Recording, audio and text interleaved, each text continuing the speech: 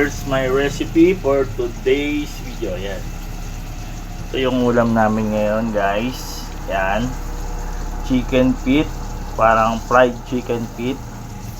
Ganito rin ba kayo gumawa ng fried chicken feet? Nilalagyan ko siya ng nimplang harina na may basta maraming tapos egg na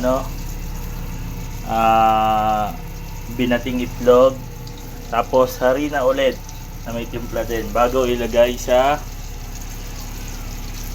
kawali na may lumulutang na may maraming mantika. Ayan, para ganito na yung maging resulta. Ayan, ganito rin ba kayo maggawa ng fried chicken feet, guys? Pa-comment naman